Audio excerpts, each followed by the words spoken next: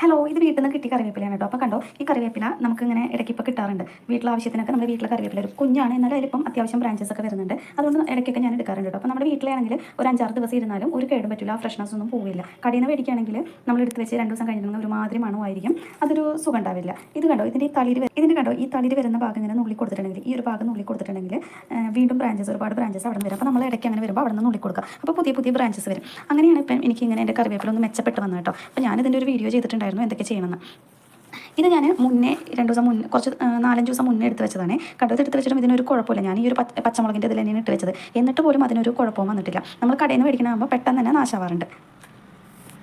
വേണ്ടതായി ഇതുപോലെയുള്ള ഈ ബാക്കി വരുന്ന ഉള്ളിത്തോല്, വെളുത്തുള്ളിയുടെ തോലൊക്കെ ഉണ്ട്. ഇഞ്ചി വേണ്ട കേട്ടോ, അതോടെ ഞാൻ വെച്ചിരിക്കുന്നതാണ്. ഇപ്പോൾ തന്നെ അവർ സ്കൂളിൽ പോയിട്ടുള്ളൂ, അപ്പോൾ അത് സാധനങ്ങളൊന്നും എടുത്ത് വെച്ചിട്ടില്ല. അതിൻ്റെ ഇടയിലാണ് ഈ വീഡിയോ എടുക്കുന്നത്. അപ്പോൾ അതാ ഈ ഇങ്ങനത്തെ തൊലിയൊക്കെ ഉണ്ടല്ലോ, അതൊക്കെ ഇട്ട് കൊടുക്കുക, 2 നേരം നനച്ച് കൊടുക്കുക. ഇത്രയൊക്കെ മതി നമ്മുടെ കറിവേപ്പില നല്ലതുപോലെ വളരാൻ വേണ്ടിയിട്ട് കേട്ടോ. അപ്പോൾ മെയിനായിട്ട് ചെയ്യേണ്ടത് തളിരായിട്ട് വരുന്ന